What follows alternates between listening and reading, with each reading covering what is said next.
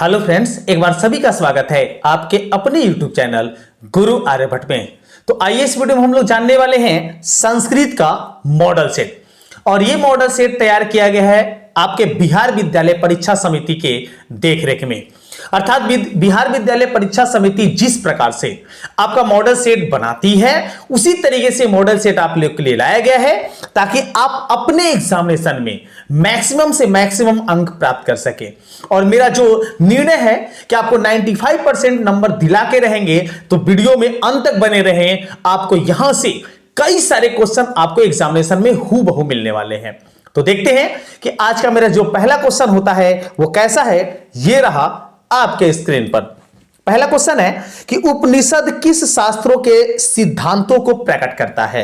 Option दिए गए हैं दर्शन शास्त्र, व्याकरण शास्त्र, छंद शास्त्र या डी ऑप्शन आपको बताना है धर्मशास्त्र। तो आपको यहां इस प्रश्न में यह बता देना है कि उपनिषद किस शास्त्र के सिद्धांतों को प्रकट करता है।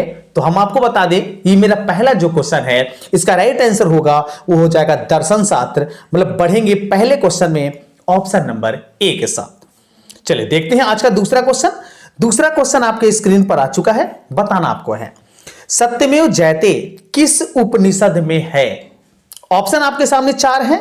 तो आपको बता दें कि सत्यमेव जयते का जो जिक्र है यह लिया गया है मुख्य रूप से मुंडकोपनिषद से। अर्थात ए ऑप्शन जो होगा इस सेकेंड क्वेश्चन का ये हो जाएगा इसका राइट आंसर। चलिए संस्कृत में काफी मजा आने वाला है और जैसा कि आप जानते हैं यहां हम 100 के 100 क्वेश्चन आपको सटीक और सही आंसर देने वाले हैं। और इसमें से कुछ भी नहीं तो 30% क्वेश्चन तो आपके एग्जामिनेशन में एकदम हूबहू मिल जाएंगे। वीडियो को अंत तक जरूर देखें। तीसरा है किसकी गुफा में आत्मा निहित है। अर्थात आपके लेखक के अनुसार बताना है, आपके पाठ्य पुस्तक के अनुसार बताना है कि किसकी गुफा में आत्मा निहित है। ऑप्शन 4 है पर्वतीय गुफा में, कृत्रिम गुफा में, सी ऑप्शन है जीवों के शरीर रूपी गुफा में और डी है किसी में नहीं। तो मैं बता दूं आपको कि गुफा में आत्मा निहित है किसकी गुफा में, तो यह है जीवों के शरीर रूपी गुफा में। मतलब यहां क्वेश्चन का राइट आंसर होगा ऑप्शन नंबर सी। बढ़ेंगे अगले क्वेश्चन की। अगला क्वेश्चन आपके स्क्रीन पर आ गया है नंबर 4 में। आपको इसमें यह बता देना है कि कौमुदी महोत्सव कब मनाया जाता है। कौमुदी महोत्सव जो है वो कब मनाया जाता है। ऑप्शन है वर्षा ऋतु में, बसंत ऋतु में, सी ऑप्शन है ग्रीष्म ऋतु और डी ऑप्शन है शरद ऋतु में। तो चौथे का आपका जो राइट आंसर होगा वो हो जाएगा शरद ऋतु में। Option D is right answer प्रश्न नंबर 4 का। क्वेश्चन को थोड़ा तेज करेंगे ताकि जल्दी जल्दी आप क्वेश्चनों का मिलान कर लेंगे और सारे क्वेश्चनों को सही ढंग से जल्दी से जान जाएंगे। आइए पांचवा क्वेश्चन। सिखों के 10वें गुरु गुरु गोविंद सिंह का जन्म स्थान कहां है। काफी अच्छा क्वेश्चन और काफी ज्यादा फेमस भी। गुरु गोविंद सिंह का जन्म स्थान बताना है तो गुरु गोविंद सिंह का जन्म स्थान है पटना, बिहार में उनका जन्म हुआ था। Option A is right answer. चलिए छठा देखते हैं। छठा में आपको बताना है कि एशिया महादेश का सबसे लंबा पुल किस नदी पर स्थित है। सबसे लंबा पुल जो है वो सबसे लंबा पुल कहां है एशिया महादेश में, आपको यह बताना है। तो आपको बता दें ये आपके गंगा अर्थात जिसको आप महात्मा गांधी सेतु के नाम से जानते हैं उसी पर यह स्थित है सबसे लंबा पुल, जिसकी लंबाई लगभग 5 किलोमीटर है। ऐसे सड़क पुल भी बोला जाता है। तो छठे का राइट आंसर हो जाएगा ऑप्शन नंबर बी। चलिए आ जाते हैं आज के 7वें क्वेश्चन को देखते हैं। और 7वां क्वेश्चन आपके स्क्रीन पर आ चुका है। बताना है कि मुद्रा राक्षस ग्रंथ में किस शहर की प्राचीनता का संकेत है। अर्थात मुद्रा राक्षस ग्रंथ में किस शहर की प्राचीनता का ग्रंथ है अर्थात संकेत मिलता है। आपके ऑप्शन है मुजफ्फरपुर, भागलपुर, पाटलिपुत्र या रांची। तो 7वें का आपका राइट आंसर होगा पाटलिपुत्र अर्थात पटना में ही ये मुद्रा राक्षस का ग्रंथ का प्राचीनतम संकेत मिला है। Option C is right answer. चलिए आ जाते हैं आज के 8वें क्वेश्चन की ओर। 8वां क्वेश्चन आपके स्क्रीन पर आ चुका है, इसका जवाब देने का प्रयास करेंगे। अपनी रचना काव्य मीमांसा में पाटलिपुत्र की प्राचीन सरस्वती परंपरा का उल्लेख किसने किया है। काव्य मीमांसा जो है उसमें पाटलिपुत्र का प्राचीन सरस्वती परंपरा का उल्लेख जो है किसके द्वारा किया गया है। तो हम आपको बता दें इस 8वें क्वेश्चन का जो राइट आंसर होगा वो हो जाएगा Rajshekhar. Option D is right answer. Next अगले क्वेश्चन को देखते हैं। अगला क्वेश्चन आपके स्क्रीन पर आ चुका है, जो है 9 नंबर में। आपको बताना है सी प्लस उपासक, सी धन उपासक की संधि क्या होगी, मतलब सी और उपासक को एक साथ मिलाया जाएगा तो कौन सा शब्द बनेगा। तो 9वीं का राइट आंसर होगा शिवोपासक। Option A is right answer. 9वीं में पढ़ेंगे ऑप्शन नंबर ए के साथ। 10वां देखते हैं। आज का 10वां क्वेश्चन आपके स्क्रीन पर आ चुका है। बताना है इसका आंसर, सारे लोग अच्छे से बताएंगे। महानगरम में कौन सा समास है। ऑप्शन दिए हैं तत्पुरुष, कर्मधार, बहुब्रीहि या दिगु। तो आपको बता दें कि महानगर जो है इसमें समास जो है वो कर्मधार समास है। ऑप्शन बी के साथ आगे बढ़ेंगे। 11 को देखते हैं। 11 क्वेश्चन है कि प्राचीनतम में कौन सा उपसर्ग है। तो सभी लोग जानते हैं उपसर्ग किसे कहते हैं, अर्थात ऐसा शब्द जो शब्द के पहले लग के शब्द के अर्थ में परिवर्तन करता है उसे उपसर्ग कहते हैं। तो प्राचीनतम में कौन सा उपसर्ग है ये बताना है। ऑप्शन है प्र, परा, परि या प्रति। तो ये 4 ऑप्शन में आपको निर्णय लेना है कि प्राचीनतम में कौन सा उपसर्ग है। तो प्राचीनतम में उपसर्ग हम आपको बता दें इसमें है प्र, अर्थात ऑप्शन ए के साथ यहां चलेंगे आगे। नेक्स्ट 12 देखते हैं। सदैव में किन किन वर्णों की संधि हुई है। सदैव सदा जोड़ एव से बना हुआ है, तो इसमें आ और ए मिला हुआ है, अर्थात option B is right answer. अर्थात 12 में पढ़ेंगे ऑप्शन नंबर बी के साथ। 13 देखते हैं। बिना के योग में कौन सी विभक्ति होती है। बिना, तो बिना के योग में विभक्तियों की अगर मात्रा पूछा जाए तो यह तृतीय विभक्ति का प्रयोग होता है इसमें। ऑप्शन बी के साथ यहां चलेंगे आगे। चलिए आगे देखते हैं। 14 देखते हैं। 14 आपके सामने है कि धारे रुत्मणम सूत्र का उदाहरण वाक्य कौन सा है। 4 ऑप्शन है, आपको ऑप्शन 2 दिखाई दे रहे, 2 ऑप्शन आपको आके दिखेंगे। तो आपको बता दें इस 14 में ज्यादा आगे जाने की आवश्यकता नहीं है। इसका राइट आंसर होगा ऑप्शन नंबर बी, राजा ब्राह्मणाय गाम ददाति। मतलब राजा जो है ब्राह्मण को गाय देता है, यही आपका धारितम सूत्र का उदाहरण है। 14 का राइट आंसर होगा ऑप्शन नंबर बी। चले आते हैं आज के 15 क्वेश्चन को देखते हैं। 15 क्वेश्चन आपके स्क्रीन पर आ चुका है, इसका जवाब देने का आप सभी लोग प्रयास करेंगे। 15 है मुनि शब्द के तृतीय बहुवचन का एक रूप क्या होगा। मुनि शब्द अगर आप पूरी तरीके से याद रखें तो आपको जवाब आसानी से पता चल जाता होगा। चारों ऑप्शन में कौन सा सही होगा। तो मुनि शब्द का तृतीय विभक्ति बहुवचन, तो तृतीय विभक्ति बहुवचन में रूप होता है मुनिभ्य, अर्थात option D is right answer इस 15 का। चलिए 16 देखते हैं। 16 आपके सामने क्वेश्चन है पीबती किस धातु का रूप है। पीबती जो है ये किसका है। ऑप्शन है पा, पट, पत या पिब। तो हम आपको बता दें 16 जो आपका होगा इसका होगा पा।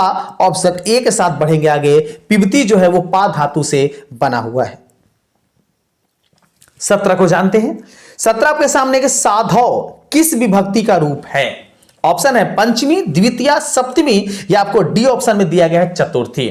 तो साधव जो है ये साधु शब्द से चलाया गया एक प्रारूप है जो आपको सप्तमी विभक्ति को डिनोट करता है। मतलब यहां बढ़ेंगे ऑप्शन नंबर सी के साथ। 18 देखते हैं। अस धातु, यहां गलती से मिसप्रिंटिंग है, आपको धातु लिख दिया है, धातु होना चाहिए। धातु के लट लकार का रूप कौन सा होगा। काफी अच्छा क्वेश्चन, ये सब व्याकरण से क्वेश्चन आपसे पूछे जा रहे हैं और व्याकरण के क्वेश्चन का जवाब आप आसानी से दे सकते हैं क्योंकि व्याकरण पूरी तरीके से आपको हम इस चैनल पर पढ़ा चुके हैं। अस धातु का लट लकार रूप कौन सा है। तो अट अस जो धातु है इसका अस्थि से लिया गया है। मतलब यहां बढ़ेंगे ऑप्शन नंबर डी के साथ। 18 का राइट आंसर होगा ऑप्शन नंबर डी। 19 देखते हैं।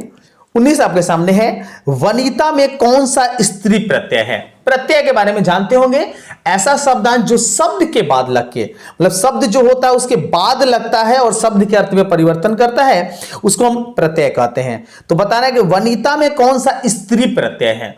तो यहां 4 ऑप्शन दिए गए हैं, तो 4 ऑप्शन में सही होगा top. Option A is right answer. चूंकि स्त्री प्रत्यय वनिता जो है उसमें टाप लगा हुआ है, अर्थात टाप, यहां ए ऑप्शन सही होगा। 20 देखिए। हन जोड़ कत्वा में कौन सा पद बनेगा। तो हन जोड़ कत्वा जी में पद बनेगा जिसका नाम होगा हत्वा, अर्थात बी ऑप्शन में दिया हुआ है, अर्थात यहां पढ़ेंगे ये तो आपको मिला के ही बन जाता है आसानी से। दोनों वर्ड को, दोनों शब्द को आपस में मिला लीजिए और मिलाने से जो वर्ड बना वो आपको मिल गया। जो मिल गया है आपको बी ऑप्शन में, अर्थात हत्वा इज राइट आंसर। 21 देखते हैं। 21 से मूल प्लस ठक से कौन सा पद बनेगा? तो मूल जो ठक से जो पद बनेगा उस पद का अस्तित्व होगा मौलिका, ऑप्शन ए के साथ। यहां बढ़ेंगे आगे option number question number B में, क्वेश्चन नंबर 21 में option A is right answer. चलिए 22 देखते हैं। 22 आपके सामने आ गया है कि लोट लकार उत्तम पुरुष एक वचन का रूप कौन सा है? लोट लकार उत्तम पुरुष एक वचन, तो लोट लकार उत्तम पुरुष का एक वचन जो रूप है, ये रूप है आपका तपानी, option C is right answer. Option C जो होगा इसका बिल्कुल करेक्ट आंसर होगा। नेक्स्ट 23 देखिए। 23 का जवाब देने का प्रयास करिए आप लोग। पीतम, इस पद की प्रकृति प्रत्यय क्या होगा? पीतम आपको बताना है, इसमें पीतम जो है इसकी प्रकृति प्रत्यय क्या होगा, मतलब किन किन वर्णों को, किन किन शब्दों को मिलाने से बनेगा। तो 23 का आपका राइट आंसर होगा पा जोड़ कत्व, option D is a right answer. 24 देखते हैं। किन शब्दों में दा प्रत्यय है? आपको बताना है 4 ऑप्शन है जिसमें दा प्रत्यय का प्रयोग किया गया है, शब्द के अंत में दा यूज हुआ है। ऑप्शन है यथा, मृत्युता, एकदता, एकदा और उसके बाद है एकता। तो आपको बताया जाए कि दा जो प्रत्यय है इसका सार्थक प्रयोग हुआ है आपको मुख्य रूप से एकता में। ऑप्शन डी जो होगा 24 का ये करेक्ट आंसर होगा। एक में ता लगा, सॉरी माफ कीजिएगा, एक में दा लगा हुआ है, ये सी ऑप्शन में है, डी ऑप्शन गलती से बोला गया। तो ये सी ऑप्शन जो होगा एकदा, ये लास्ट का राइट आंसर होगा। इसमें जो डी ऑप्शन है इसमें ता लगा हुआ था, जबकि इसे सी में लगा हुआ था एकदा, मतलब 24 का राइट आंसर होगा ऑप्शन नंबर सी। 25 देखते हैं। धर्मांतरम की सही विच्छेद क्या होगा? धर्मांतरम का सही विच्छेद आपको बताना है और आपको बता दें कि यहां 100 के 100 क्वेश्चन सटीक और शुद्ध आपको बताए जाएंगे। तो वीडियो को अंत तक देखें ताकि आप संस्कृत में सुपर से भी ऊपर नंबर ला सकें। संधि विच्छेद बताना है आपको 25 में। तो 25 का राइट आंसर होगा धर्म जोड़ अंतरम, option A is right answer. इस 25 में चलेंगे ऑप्शन नंबर ए के साथ। 26 देखते हैं। किस पद में अव्ययी भाव समास है? ये तो आसान क्वेश्चन है। अव्ययी भाव समास जिसका प्रथम पद प्रधान होता है, द्वितीय पद प्रधान नहीं होता है। तो आपको यह बता दें कि 26 का जो आपका राइट आंसर हो जाएगा वो हो जाएगा यथाशक्ति। मतलब यथा जो है इसका प्रधान है जो ज्यादा शक्ति को व्यक्त करता है, मतलब 26 में राइट आंसर होगा यथाशक्ति, ऑप्शन डी जो होगा इसका राइट आंसर होगा। 27 देखते हैं। आलसियों को प्रतिदिन इच्छा भोजन कौन दिलवाता था? यह आपको पाठ्य पुस्तक के अनुसार क्वेश्चन है, यह व्याकरण का प्रश्न आपका नहीं है। आलसियों को प्रतिदिन इच्छा भोजन कौन दिलवाता था, मतलब इच्छा से कौन भोजन करवाता था? तो इस इच्छा से भोजन करवाने वाले का नाम था बिलेश्वर, ऑप्शन बी जो होगा इसका करेक्ट आंसर होगा। चलिए बढ़ते हैं आज के अगले क्वेश्चन की ओर। अगला क्वेश्चन आपके समय 28 नंबर में आ चुका है। ऐसे आपको बताना है कि तर्क यते यदस्मिन गृहे अलस कथा पाठ में यह किसकी युक्ति है? ये जो आपके सामने एक युक्ति दिया गया है ये किसकी युक्ति है? तो आपको बता दें ये जो युक्ति है वो दूसरे आलसी की है, option C is a right answer. Next 29 देखते हैं। 29 में बताना है स्त्रियों का रक्षक कौन है? ऑप्शन है पति, पुत्र, पिता या भाई। ये भी आपको पाठ्य पुस्तक के अनुसार ही आपको बताना है। स्त्रियों का रक्षक किसे माना गया है? तो स्त्रियों का रक्षक माना गया है उसके पति का, अर्थात option A is a right answer. चलिए 30 देखते हैं। याज्ञवल्क्यम ने आत्म तत्व की शिक्षा किसको दी थी? ये तो आपको सभी को पता होगा कि आत्म तत्व की शिक्षा देने का श्रेय जो जाता है। चलिए हम आपको ये इसका ऑप्शन भी दिखाते हैं। ऑप्शन देखिए, इसके 4 ऑप्शन आएंगे और ऑप्शन में आपके सामने 4 ऑप्शन इस तरीके से होंगे। आपको इसमें बताना है गार्गी को, मैत्री को, सुलभा को या अपाला को। तो आपको बता दें कि 30 का जो आपका राइट आंसर होगा वो हो जाएगा मैत्री को, ऑप्शन बी के साथ। यहां चलेंगे आगे। 31 देखिए। गंगा देवी ने किस महाकाव्य की रचना की थी? गंगा देवी के द्वारा किस महाकाव्य की रचना की गई है? यह आप सोचिए दिमाग से और इस प्रश्न का जवाब देने का प्रयास कीजिए। चार ऑप्शन आपके सामने फिर से मिलेंगे, शंकर चरितम, बी ऑप्शन। और देखिए चार, अगर इस 31 को देखें तो 31 में आपका राइट आंसर हो जाएगा मथुरा विजयम, अर्थात ऑप्शन सी इज एकदम करेक्ट आंसर। 32 देखते हैं, अच्युत राय कहां के राजा थे? अच्युत राय जो थे वो कहां के राजा थे, आपको इस प्रश्न में ये बताना है। तो अच्युत राय जो थे वो मुख्य रूप से राजा जो थे वो विजयनगर के थे, या विजयनगर की कहानी से लिया गया है इस प्रश्न को, अर्थात हम कहें बढ़ेंगे इसमें क्वेश्चन नंबर 32 में ऑप्शन नंबर डी के साथ। 33 देखते हैं, सर्गवा परगवा अस्पदम मार्ग भूते किस देश को कहा गया है? तो ये जो आपके सामने एक लंबा चौड़ा कहानी कही गई है, ये कहा गया भारतवर्ष को, अपने भारत को, अपने हिंदुस्तान को, अर्थात ऑप्शन ए जो होगा इससे 33 का करेक्ट आंसर होगा। 34 देखते हैं, सीमंतोन्नयन किस संस्कार के अंतर्गत आते हैं? तो सीमंतोन्नयन जो है ये संस्कार जो आता है ये जन्म के पूर्व का संस्कार है, ऑप्शन बी जो होगा इससे 34 का राइट आंसर होगा। 35 देखते हैं, शैशव संस्कार कितने हैं? मतलब शिशु का संस्कार जो होता है वो कुल कितने भागों में बांटा गया है? तो शिशु का जो संस्कार है उसे 6 भागों में बांटा गया है, अर्थात option C is right answer. 36 देखिए, कन्यादान किस संस्कार में होता है? कन्यादान का प्रारूप जो है किस संस्कार में किया जाता है? तो ये कन्यादान किया जाता है विवाह के समय, इसलिए हम बढ़ेंगे ऑप्शन नंबर डी के साथ। अंत्येष्टि मृत्यु के बाद, मृत्यु के समय तो होता नहीं है, तो इसमें हम बढ़ेंगे विवाह के समय। कन्यादान संस्कार विवाह के समय ही होता है। 37 नीति श्लोका पाठ के आधार पर अविश्वासी पर विश्वास कौन करता है? आपको यह बताना है। नीति श्लोका पाठ में जो है अविश्वासी पर विश्वास कौन करता है? तो 37 का आपका राइट आंसर होगा अधम, option A is a right answer.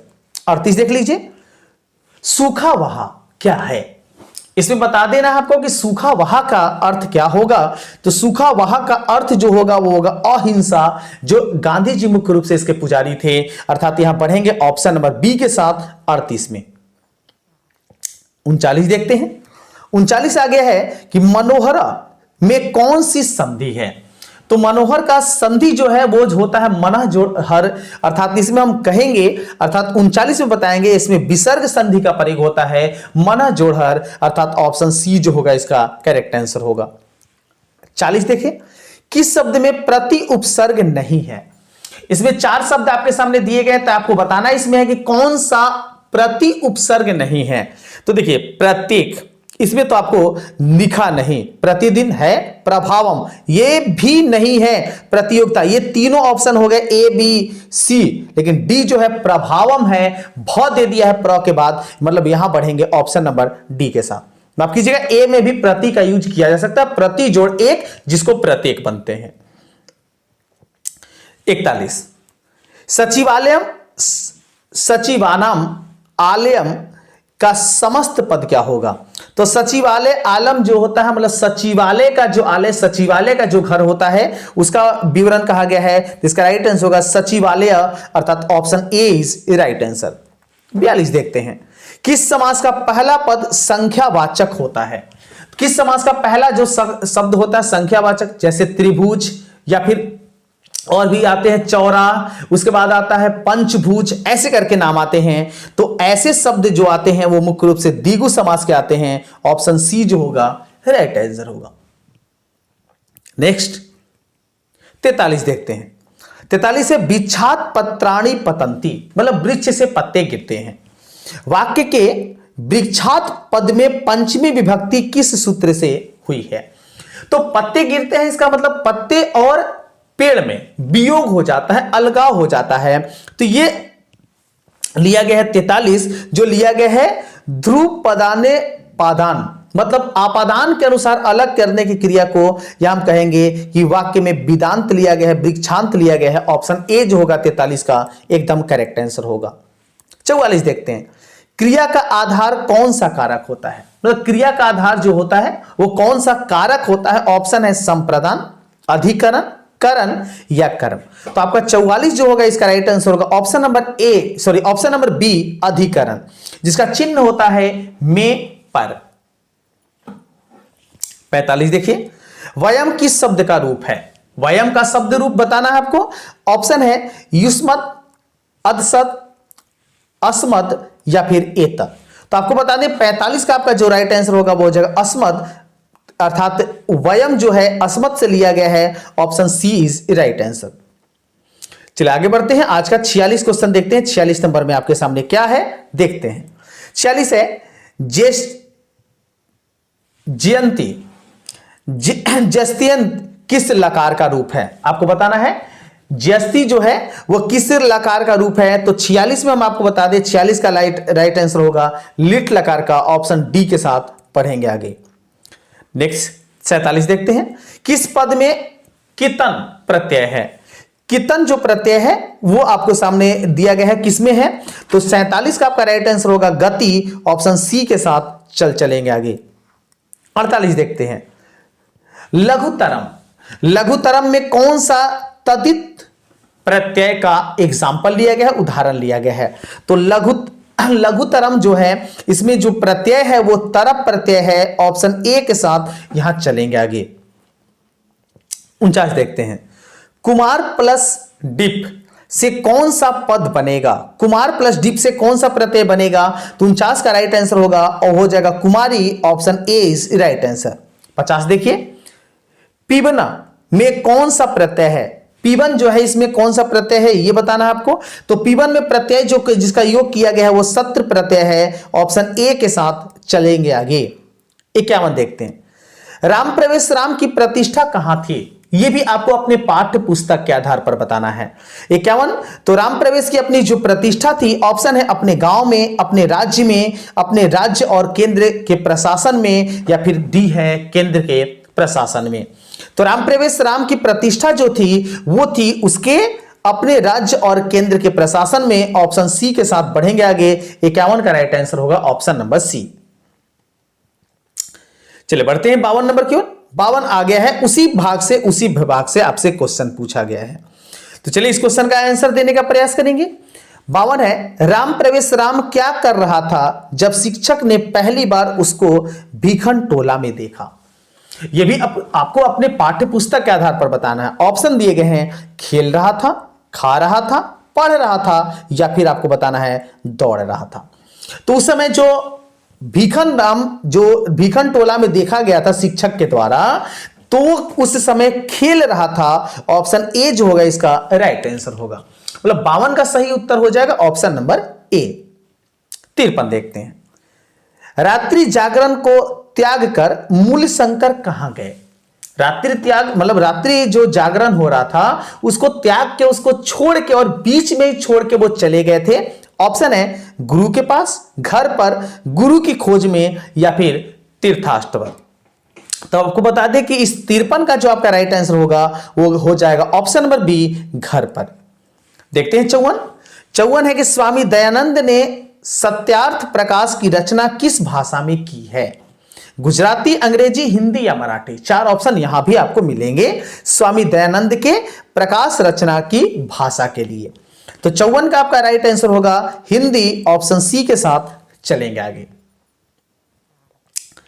55 देखते हैं, 55 का आंसर समझने का प्रयास करेंगे। रामचंद्र जी ने शोभने संबोधन का प्रयोग किसके लिए किया है? शोभने ये जो शब्द है इसका संबोधन का प्रयोग किसके लिए किया है? ऑप्शन है लक्ष्मण के लिए, तपस्वियों के लिए, गंगा के लिए, और डी ऑप्शन हमारे सामने है सीता के लिए। तो रामचंद्र जी शोभने जो शब्द है इसका प्रयोग किए हैं सीता जी के लिए, मतलब अपनी जो पत्नी थी उसके लिए। ऑप्शन डी जो होगा इसका करेक्ट आंसर होगा। चलिए 56 देख लेते हैं। 56 में समझते हैं क्या होता है इसका राइट आंसर।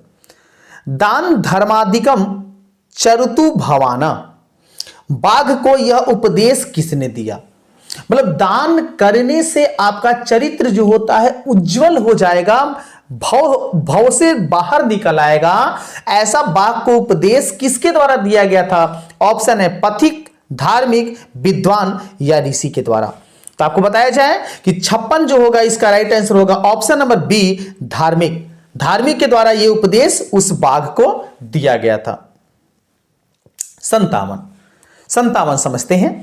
न दातव्यम न दातव्यम, यह युक्ति किसकी है? न दातव्यम, न दातव्यम, ये युक्ति किसकी है? ऑप्शन आपके सामने चारों हैं, चारों ऑप्शन में से एक सही है, उस सही ऑप्शन का आपको सिलेक्ट करना है। आपको अभी तक पता चल गया, नहीं पता चला तो इसका राइट आंसर होगा ऑप्शन नंबर ए, शल्य। चलिए बढ़ते हैं आज के 58 क्वेश्चन की ओर। शरीर के नष्ट होने के बाद भी किसका नाश नहीं होता है? शरीर अगर आपका नष्ट हो गया हो, पाठ्य पुस्तक के आधार पर यह भी आपको जानकारी होगा, शरीर आपका नष्ट हो गया लेकिन आपका कौन सा ऐसा भाग है जो नष्ट नहीं होता है? ऑप्शन है संपत्ति, गुण, कामना या राजलक्ष्मी। तो आपको बता दें कि शरीर नष्ट हो जाने के बाद भी आपके जो गुण हैं वो कभी नष्ट नहीं होते, उनका गुणगान हमेशा होता है। ऑप्शन बी जो होगा 58 का वो हो जाएगा बिल्कुल करेक्ट आंसर। चलिए 59 देखते हैं, 59 का जवाब जानने का प्रयास। असहिष्णुता का जन्म कौन दे रहे हैं या देता है? ऑप्शन है प्रेम, करुणा, द्वेष या क्षमा।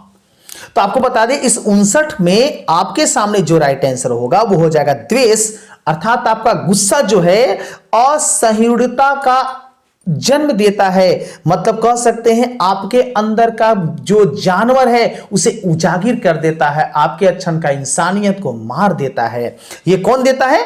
आपका द्वेष। 60 देखते हैं, मनुष्य को कर्तव्य और अकर्तव्य का ज्ञान किससे होता है? ऑप्शन है शस्त्र से, शक्ति से, बुद्धि से या फिर शास्त्र से। तो 60 में हम आपको बता दें कि कर्तव्य और अकर्तव्य का ज्ञान जो होता है वो शस्त्र से होता है। यह भी आपको पाठ्य पुस्तक के आधार पर बताना है। मतलब इस 60 का राइट आंसर होगा ऑप्शन नंबर ए। चलिए बढ़ेंगे आज के अगले क्वेश्चन की ओर। अगला क्वेश्चन आपके सामने आ रहा है, नंबर है 61। 61 का जवाब देने का प्रयास। अति जोड़ उत्कृष्टम में कौन सा पद बनेगा? आपको बताना है। आपके 4 ऑप्शन फिर से दिख रहे हैं, तो आपको बता दें कि 61 का जो राइट आंसर होगा वो हो जाएगा अत्युष्टम, अर्थात ऑप्शन ए के साथ यहां आगे बढ़ेंगे। 61 का राइट आंसर होगा ऑप्शन नंबर ए। 62 को देखते हैं, किस समास का पहला पद नकारात्मक होता है? मतलब नेगेटिव पॉइंट को दर्शाने के लिए या फिर कह सकते हैं नकारात्मक शब्द के रूप में पहला पद होता है, वो समास कौन सा है? तो ऐसे समास को बोला जाता है नैया समास। ऑप्शन बी जो होगा इसका एकदम सही उत्तर होगा। चलिए अगला क्वेश्चन देखते हैं, 63 को समझते हैं। 63 है, षष्ठी चनादरे सूत्र से षष्ठी विभक्ति किस वाक्य में हुई है? 4 ऑप्शन दिए गए हैं, इसमें आपको बताना है किस वाक्य में षष्ठी विभक्ति का प्रयोग किया गया है। तो षष्ठी विभक्ति पहला ऑप्शन है त्वम पुस्तकेशम पाठ असि, इसमें नहीं हुआ है। सोहना मोहनस्य अर्जुन अस्ति, इसमें भी नहीं हुआ है। रुदता शिशु माता अगसर, मतलब रोते हुए शिशु के पास माता जो है वो आ गई, तो इसमें षष्ठी विभक्ति का प्रयोग हुआ है। यहां जो आपको दिख रहा है ये शिशु, ये षष्ठी विभक्ति का प्रयोग हुआ है, जबकि बाकी वाक्यों में नहीं हुआ है। तो मतलब कहेंगे तो 63 का राइट आंसर होगा ऑप्शन नंबर सी। देखिए आगे देखिए 64। एतत् सर्वनाम के प्रथम विभक्ति एक वचन का पुल्लिंग रूप कौन सा है?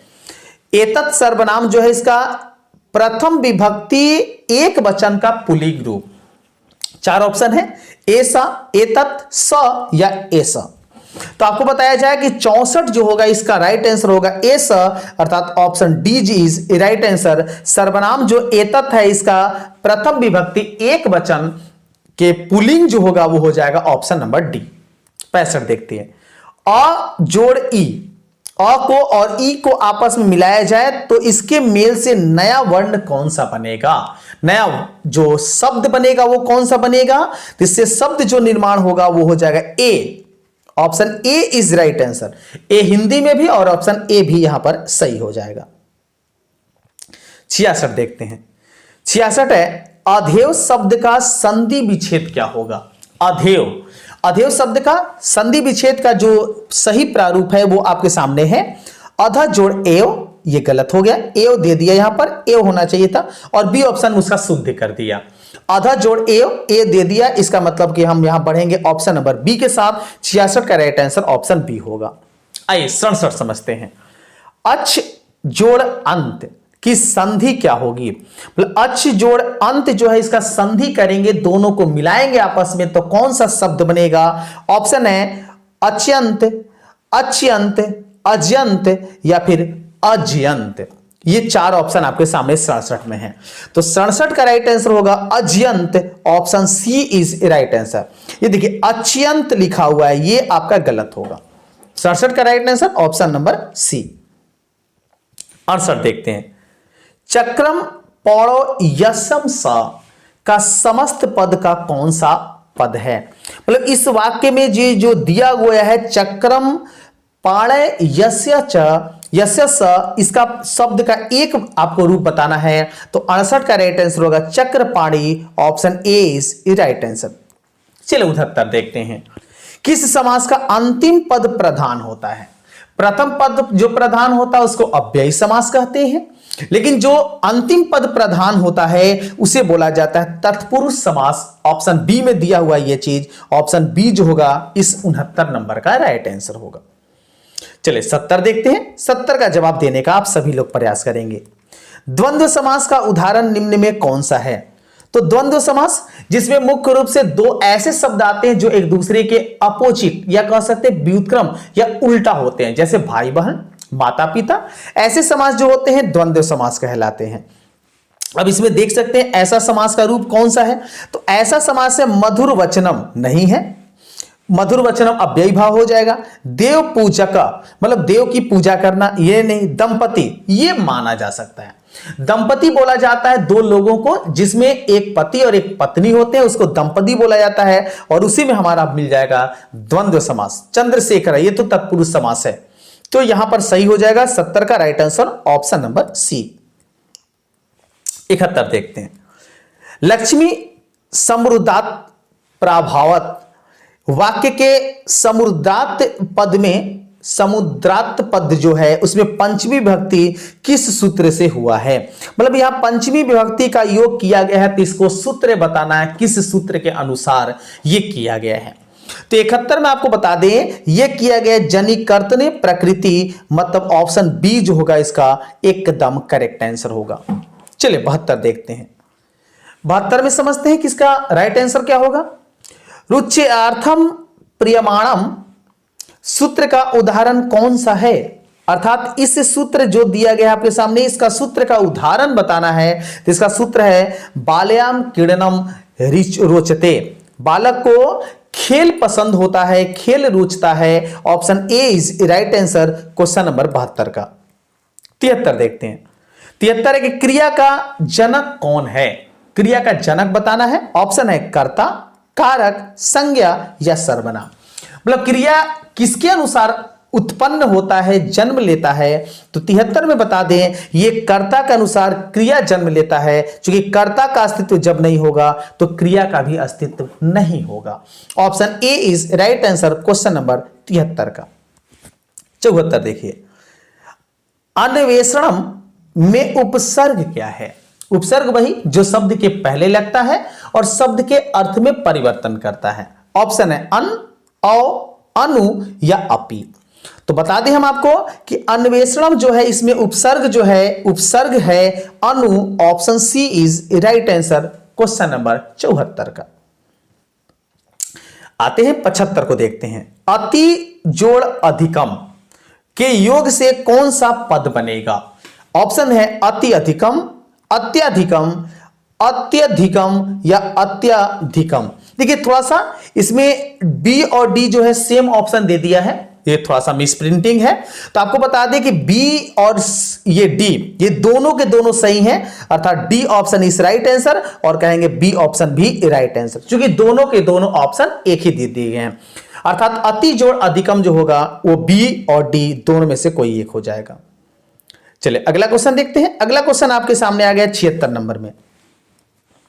गंगायाम पद में कौन सी विभक्ति है? गंगायाम जो है उसमें कौन सी विभक्ति है? ऑप्शन है सप्तमी, द्वितीय, तृतीय या फिर चतुर्थी। तो 76 बता दें कि गंगायाम जो है ये विभक्ति है, इसमें सप्तमी विभक्ति, option A is right answer question number 76 का। चलिए आगे हैं आज के 77 को देखते हैं। मुनि शब्द के तृतीय विभक्ति एक वचन का रूप कौन सा है। तो देखिए ये शब्द रूप काफी अच्छे से पूछा जा रहा है और मुनि जो शब्द आपको मिला, इस मुनि शब्द से कई सारे क्वेश्चन मिल गए, कम से कम 3 क्वेश्चन तो जरूर मिले। तो बालक, मुनि, कम से कम ये 2 पद आप जरूर शब्द रूप याद कर लें। तो तृतीय विभक्ति एक वचन में कौन सा रूप होगा, तो इसका रूप हो जाएगा मुनिना। Option B is right answer इस 77 में। चलिए बढ़ते हैं आज के 78 नंबर क्वेश्चन को, देखते हैं आपकी स्क्रीन पर आ चुका है। भू धातु के विधिलिंग लकार का रूप कौन सा है। फिर से एक शब्द रूप आपसे पूछा, विधिलिंग लकार में भू आपको बताना है कि कौन सा होगा। तो विधिलिंग में भू का जो आकार होगा या कह सकते हैं शब्द रूप होगा, वो शब्द रूप होगा भवेत। भवेत option C is right answer question number 78 का। चलिए आते हैं 78 के बाद देखते हैं 79। हरती किस धातु का रूप है। हरती, हरती जो है ये किस धातु का रूप है। ऑप्शन है हर, ही, हिरी, हस। तो आपको बता दें 79 नंबर का क्वेश्चन का राइट आंसर होगा ऑप्शन नंबर बी, हरती का राइट आंसर ऑप्शन बी हो जाएगा। 80 देखते हैं। अस्थात व्यम में कौन सा प्रत्यय है। प्रत्यय वही जो शब्द के अंत में लगता है, ये तो काफी ज्यादा हम लोग समझ गए हैं। तो अस्थान व्यम जो है इसमें जो प्रत्यय है उस प्रत्यय का कंडीशन है तबियत। Option A is right answer. चलिए 81 देखते हैं। कत्वतु प्रत्यय से कौन सा पद बनेगा या कौन सा पद का निर्माण होगा आपको बताने हैं। यहां भी आपको 4 ऑप्शन दिए गए हैं। इस क्वेश्चन को देख के आप 4 ऑप्शन पर जल्दी जल्दी विचार कर लेंगे और चारों में डिसाइड करेंगे कौन सा इसका राइट आंसर होगा। तो कत्वतु जो है इसमें प्रत्यय जो है, इस प्रत्यय की स्थिति है गत्वा, गतवान प्रत्यय। ऑप्शन बी के साथ चलेंगे आगे। 82 देखिए। शिव जोड़ अण से कौन सा पद बनेगा। शिव जोड़ अन, तो इसमें हम आपको बता दें कि शिव जोड़ अन से जो पद बनेगा वो बनेगा शैव, अर्थात ऑप्शन सी जो होगा इस 82 का सही और शुद्ध उत्तर होगा। 83 देखिए। जलमयम में कौन सा तदित प्रत्यय है। आपको बताना है कि जलमयम जो है उसमें कौन सा तदित प्रत्यय है। ऑप्शन है तपम, तरप, तल या मयट। तो 83 का आपका जो राइट आंसर होगा वो हो जाएगा ऑप्शन नंबर डी, मयट। ऑप्शन डी के साथ चलेंगे आगे। 84 देखिए। साध्वी पद किस स्त्री प्रत्यय से बना है। साध्वी जो प्रत्यय है, साध्वी जो शब्द है उसमें स्त्री प्रत्यय कौन सा है। तो 84 का राइट आंसर होगा डिस, अर्थात ऑप्शन बी के साथ। यहां बढ़ेंगे आगे 84 में। चलिए 85 को देखते हैं। उपाध्याय प्लस टाप से कौन सा पद बनेगा। उपाध्याय और टाप को जोड़ा जाए एक साथ तो कौन सा प्रत्यय बनेगा। तो 85 का राइट आंसर होगा Upadhyay. Option A is right answer. 86 देखते हैं।